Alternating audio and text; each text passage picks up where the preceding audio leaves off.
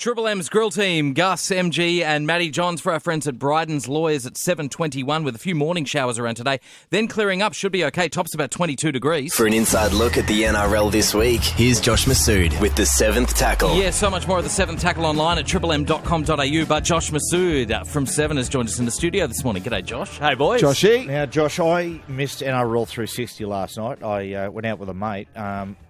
Look, we have had email after email after email saying Laurie was on there last night talking to Paul Kent. Kenty was putting the heavies on it. Come on, who are we going to pick? Going to pick this guy. And it sounds as though they're going to go with pretty much the same team, or at least people that have been there and done it before or haven't done it before.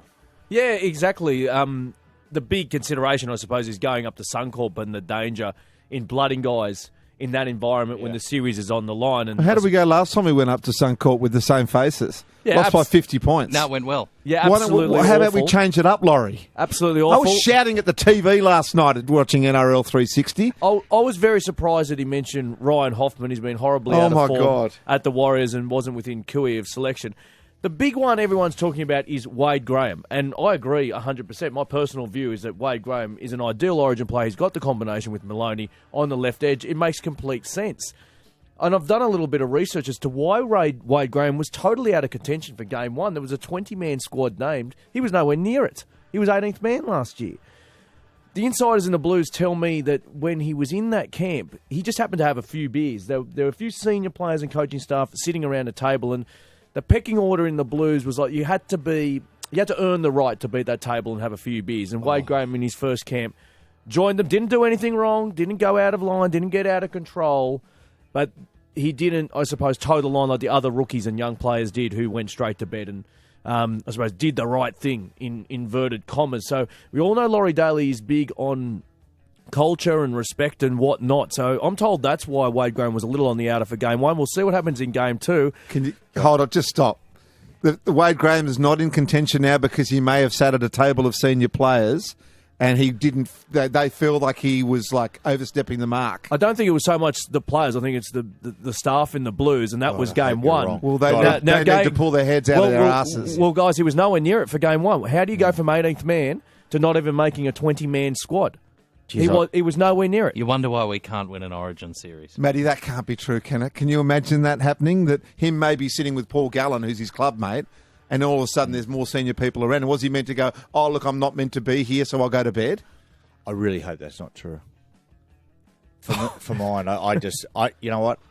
I don't care if a guy goes to bed wearing his girlfriend's underwear at camp. I don't care as long as he gets out there and he performs. In fact, we quite like it if he did. Yeah, so well, to be fair. Yeah, well. But you know what I mean. You know, absolutely. It should be what he's doing on the football field. They're top of the table. Let's get as many Sharks in there as possible with combinations. Who's going to go in, Josh? Well, I think the forgotten man is Bo Scott. I think Wade Graham should be there. My personal opinion, I agree with the majority. I think it should be Wade Graham. But the forgotten man is Bo Scott, and I wouldn't be surprised. He's on the radar. He's sort of still in the system, still in the thoughts. He was unlucky, guys. He's been brilliant for Parramatta this year, and I think he's like a Josh Morris-style player. He's done nothing wrong at Origin level before. Hello? Do we want to? He's thinking. Okay, he's thinking. No, I'm not. I've got lots of respect for Bo Scott. I think he's a terrific competitor. And I actually thought he should. I actually picked him in the first side because I thought that we can use him to hold off Thurston. My thing is, I don't think we need to score points up in Queensland. That's, for me, if I'm picking a side, I'm looking at it and saying, right, who can create? Because when you create an attacking threat, you know, you're either attacking them or you're defending. You know what I mean? So what I mean by that, if you play against a side, they've got the ability to use the football.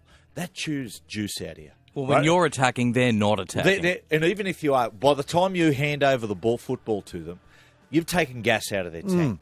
You know, you've got to have, for us to beat them up there, that's what I understand. I'm not going for wholesale changes. I'm not saying bring 9 young guys in. But I'll be looking to bring 2 or 3 young, fearless guys in who've got the right temperament and have got the ability to create an attacking threat. against Queensland. So we have to take a bit of a risk. That's what we're saying, aren't we? You got to take a little bit of a risk. So you go with Jack Bird, for instance, and you go with Wade Graham, and you go, we know Bo Scott would do a decent job. We know that because he's done it bloody 15 times. And you know that Josh Jackson would do a decent job, but for whatever reason, you need to make a bit of a risk, Laurie. Big risk dropping Dylan Walker, wouldn't it be? It'd be interesting because of all the political accusations that were made over that selection.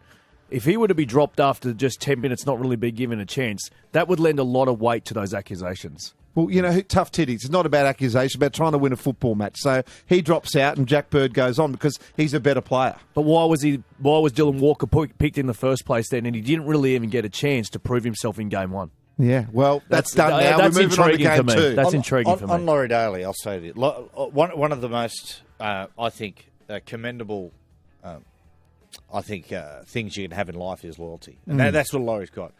You know, and all... You know, but I think a time comes where you go, righto, let's... Yeah, he's been loyal enough. We've had some guys here that haven't been able to do it. Let's bring in the next generation. Let's just see how they go. That's it. And, you know, it was similar, and sorry, Paige, we're going long here, but it's a big subject, you know. You know, I remember the late, great Jack Gibson. The New South Wales in the late 80s were up against a Queensland side that were just powerhouses, Wally, Alfie, all that, Gene Miles, so on and so forth. He brought in, out of the blue, Bradley Clyde, Laurie Daly, all these young guys. Now, they got beat that series.